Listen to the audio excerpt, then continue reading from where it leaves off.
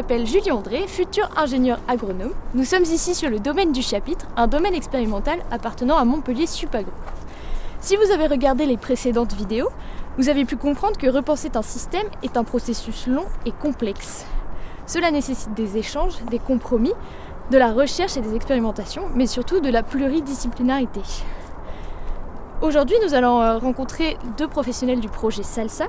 Ils vont nous expliquer en quoi l'approche système apporte un plus dans la conception d'une parcelle agroécologique. Raphaël Métral, bonjour. Bonjour. Vous êtes ingénieur agronome et responsable des expérimentations SALSA sur Montpellier. Christophe Clippé, bonjour. Vous êtes également ingénieur agronome et vous êtes responsable du domaine du chapitre à Villeneuve-les-Maglones. Raphaël, pour cette première question, je vais me tourner vers vous. Comment imaginez-vous le projet au départ ? D'un point de vue recherche, on imagine toujours des projets qui sont très ambitieux. Et donc dans le projet SALSA, on visait l'idée de faire la preuve du concept de l'agroécologie appliquée à la vigne. Et on imagine toujours des systèmes qui sont très diversifiés, avec des innovations, et le retour de l'animal aussi souvent dans les systèmes. C'est un peu aussi ces bases-là qu'on voulait explorer a priori. Et vous, Christophe Clippé, comment imaginez-vous le projet au départ ?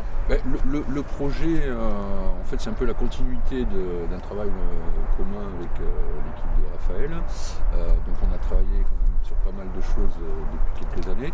Donc c'était un petit peu la nouveauté, on jouait sur des leviers un peu nouveaux autour de la fertilité des sols, autour des nouveaux cépages résistants. Donc ça c'est un levier important pour les aspects protection du vignoble. Et aussi, surtout, ce qui était un peu nouveau, c'était tout ce qui était environnement de la parcelle. D'accord. Et que pensez-vous que l'approche système, est apportée Que pensez-vous que l'approche système est apportée au processus de conception ? Effectivement, c'est l'équipe de l'UMR System qui a apporté cette approche de conception sur le domaine, sur ce projet-là. Mais voilà, l'approche système, finalement, c'est pas une option, c'est quelque chose qui est nécessaire lorsqu'on veut faire une expérimentation sur un système de culture. Nous, on a choisi l'approche, effectivement, par conception à dire d'experts, avec des ateliers. On pourrait la comparer à des approches de novo, pas à pas, où on modifie le système progressivement, ou par modélisation. Et nous, je trouve l'approche qu'on a mis en place, elle a l'intérêt, c'est que deux choses, je pense. Elle permet une confrontation d'idées, un débat, et je pense au final une émergence assez plus facile peut-être d'innovation un peu plus en rupture. Et donc cette phase, elle a abouti à des prototypes un peu théoriques qu'il a fallu réadapter et ajuster au contexte local de l'expérimentation qu'on allait mettre en place sur le domaine avec Christophe. D'accord. Et pour vous, cette approche, c'était quelque chose aussi de nouveau ou... Alors pour moi, cette approche, c'était plutôt dans le sens où on partait d'une page blanche, c'est-à-dire sans a priori, et on essayait de construire quelque chose avec vraiment des avis et des experts très différents. D'accord. Ok. Et alors, maintenant que le projet a avancé un peu, que vous avez construit les systèmes, est-ce que vous diriez que c'est réaliste une vigne zéro phyto ? Christophe, par exemple. Alors moi, je suis assez réservé sur le projet. Je pense qu'on peut tendre vers le zéro phyto. Par contre, on sait d'ores et déjà qu'il y a quelques impasses techniques aujourd'hui. Je pense à la flavescence. Donc il y a encore des choses à améliorer. Mais sur certaines bases, on peut se passer d'herbicides, certains fongicides, etc. Mais pas pour toutes les maladies. D'accord. Et vous, Raphaël Moi j'aurais tendance à dire oui, c'est l'objectif en tout cas. Et, si on entend par pesticides, les pesticides de synthèse et les pesticides naturels qui ont un impact nocif sur l'environnement ou sur l'être humain. Et à partir de là, en tout cas, c'est un objectif sur lequel la recherche agronomique est attendue en termes de résultats. Et donc je pense qu'en utilisant à la fois les régulations naturelles, les produits de biocontrôle, voire les produits d'agriculture biologique en dernier recours, je pense qu'on peut tendre vers le zéro phyto dans ce cadre-là. D'accord. Et du coup, donc, pour construire ces systèmes de SALSA, vous avez utilisé donc, différents leviers, vous l'avez déjà un peu évoqué. Notamment, vous avez utilisé la diversification des espèces. Qu'est-ce que vous pensez, notamment vous en tant que viticulteur, sur cette diversification des espèces sur la parcelle ? Alors moi, il y a deux aspects sur ce volet-là. Je dirais d'un point de vue purement et pragmatique foncier, on n'était pas contraint par les surfaces occupées. Donc Là, on a laissé libre cours Ouais. au choix de la diversification des espèces. Après, ça peut être très intéressant dans le cadre de l'image que donne le vignoble, d'associer différentes espèces et de travailler un peu sur l'environnement de la parcelle. En termes de communication, ce sera très intéressant. Ouais. Ok. Vous avez quelque chose à ajouter Sur la diversification des espèces, on peut déjà entendre la diversification à l'intérieur d'une parcelle de vigne, et puis aussi enrichir la diversité avec moins de vignes et plus d'autres choses. C'est aussi un des leviers qu'on a activé dans le projet Salsa, même si ce n'était pas une volonté a priori de diversifier les espèces productives, on a quand même essayé effectivement de tenter un essai avec de l'agroforesterie viticole. Donc on a introduit des arbres pour lesquels on espère en tirer une production commerciale, pour compenser, comme le dit Christophe, la perte de surface viticole, même si ici on n'était pas très contraint par rapport à ça. Donc on a planté des figuiers, des grenadiers, et on espère effectivement commercialiser cette production-là sur un des systèmes. D'accord. Et vous avez également planté des cépages résistants. Qu'est-ce que vous pensez de ces cépages aujourd'hui en termes plus d'ingénierie, de recherche?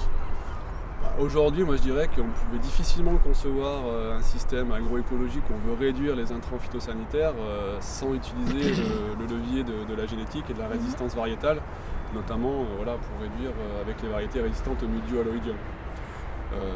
C'est des cépages qui sont nouveaux, ils ne sont pas très nombreux, on les connaît encore mal, et c'est vrai que dans le choix qu'on a fait du cépage Artaban INRA qui a été planté ici, ça sera aussi l'occasion de mieux le connaître, d'avoir des références dans un contexte de production autour de ça. Donc c'est un cépage pour lequel j'espère on arrivera à atteindre des objectifs de production qui correspondent aussi aux attentes du domaine en termes de rendement, en termes de qualité.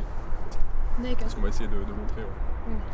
Et vous, en tant que viticulteur, plutôt, du coup, ces cépages résistants, vous en espérez les cépages résistants sont au cœur de l'actualité viticole. Bon, maintenant, est-ce qu'on considère que le peu de cépages proposés aujourd'hui reste suffisant?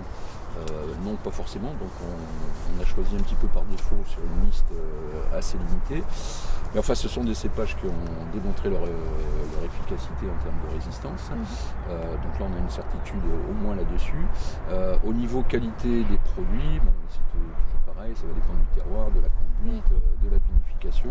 Mais j'ai bon espoir de développer une gamme de vins intéressante pour illustrer justement l'agroécologie viticole. Très bien, très bien. Et donc avec tous ces leviers, est-ce que vous pensez arriver à améliorer la fertilité du sol? Qui veut commencer? Oui, je peux commencer, c'est une des spécialités de l'UMR System, la gestion des couverts viticoles et l'amélioration de la fertilité, notamment sur la matière organique. C'est un des piliers de l'agroécologie et du système, notamment en viticulture, la qualité des sols. Donc aujourd'hui, en tout cas, on essaye effectivement d'aborder cette question-là en supprimant les herbicides, en supprimant le travail du sol profond en vigne et du coup en gérant des couverts. Et ça, c'est vrai que c'est un challenge qui est assez délicat à aborder en viticulture méditerranéenne, mais bon, c'est ce qu'on teste ici. Et en tout cas, les couverts qui sont prévus dans le dispositif ont cette visée-là d'améliorer le stockage du carbone, la matière organique des sols en viticulture. D'accord. Et pour vous, ça représente des contraintes d'avoir ces couverts-là? Enfin, qu'est-ce que vous en pensez aussi c'est pas forcément des contraintes, mais ce sera des évolutions techniques en termes de conduite, du travail du sol et autres. Après, est-ce que ça va augmenter la fertilité? Je l'espère, il y a quand même déjà quelques petites références en la matière.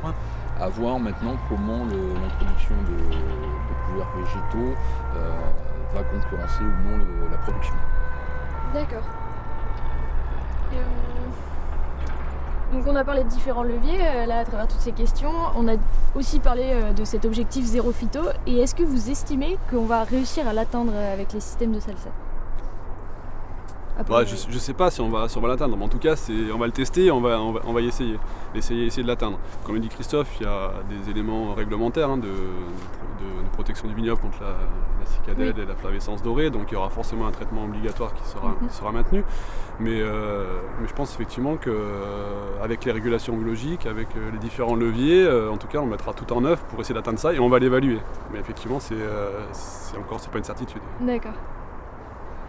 Quel compromis vous avez dû arriver à faire entre l'ingénieur de l'UMR System et l'ingénieur responsable du domaine et le viticulteur pour arriver à construire ces systèmes-là? Tu veux que je réponde? Non, mais j'ai une réponse aussi, on va pouvoir. Mais les compromis, en fait, bon, le système, on l'a un peu construit ensemble, enfin, à plusieurs intervenants. Donc des compromis, il y en a eu un petit peu à tous les niveaux. Bon, le choix des cépages, les choix des espèces associées, le mode de conduite, le matériel qui sera utilisé. Mais à chaque fois, ça a été un compromis de plusieurs parties. C'est-à-dire que nous, en tant qu'exploitants, on reste sur un côté assez pragmatique et opérationnel, ce qui est faisable avec le matériel existant, etc. etc. Et après, on laisse libre cours aux équipes de mettre en place ce qui leur semble bon d'être mis en place, quoi. Oui, c'est ça, c'est plus que des compromis. C'est pas des compromis au sens d'une réelle négociation, c'est plus des choix, comme l'a exprimé Christophe. Donc il y a un ensemble de choix qui ont été faits en fonction du contexte du domaine. Voilà, on est resté sur une vigne mécanisable, donc il y a des rangs de vignes homogènes. Donc ça oriente et ça contraint certains choix, plus qu'un compromis. Mais effectivement, ça a été le résultat d'une discussion entre les différents acteurs, les différentes parties qu'on a pu évoquer sur le fonctionnement d'un atelier, quoi. Donc dans ce sens-là, effectivement, c'était une réflexion qui était assez participative et collaborative. D'accord. Et pour terminer, quelles évolutions vous imaginez pour ces systèmes-là à l'avenir? Peut-être Raphaël, si vous voulez. Bon, c'est un petit peu tôt pour parler d'évolution parce qu'ils viennent d'être plantés, mais néanmoins un système de culture n'est pas figé, donc il y aura des évolutions qui seront envisageables, et plus que des évolutions, c'est les adaptations qu'on va devoir faire en fonction de l'évaluation des performances qui sont faites. Donc aujourd'hui, effectivement, on va piloter des enherbements, on va adapter des espèces choisies, mais c'est pas le sens de modification profonde du système tel qu'on pourrait l'imaginer dans la démarche. Mais il faudra attendre quelques années pour l'instant, au moins la rentrée en production des espèces comme la vigne ou les arbres. Mais moi, les évolutions, elles dépendront un petit peu des résultats. et évidemment, mais enfin, je pense que c'est des systèmes qui vont intéresser pas mal de professionnels, donc des évolutions, on en verra assez rapidement, quoi. Si les premiers résultats sont probants, il y aura de la demande pour faire évoluer ces systèmes, c'est sûr. Vous pensez qu'il y a un potentiel d'avenir sur ces systèmes-là qui peuvent se développer à plus large échelle sur le vignoble en France? Mais il y a des possibilités d'évolution, on a quand même des impératifs qui sont de plus en plus contraignants, et le zéro phyto, même s'il n'est pas appliqué aujourd'hui, on est de plus en plus soumis à la réduction des produits. La fertilité des sols, c'est quand même des questions importantes qu'on se pose un peu partout. Donc oui, il y aura du transfert à partir de ces expérimentations, c'est sûr. Très bien. Bah écoutez, merci beaucoup pour vos réponses pour cette vidéo. Merci. Et voilà pour cette vidéo. Et si vous avez aimé et que vous avez envie d'en savoir plus, vous pouvez aller voir les autres vidéos que nous allons produire également sur le même sujet dans notre web documentaire sur l'approche système en culture pérenne. Merci.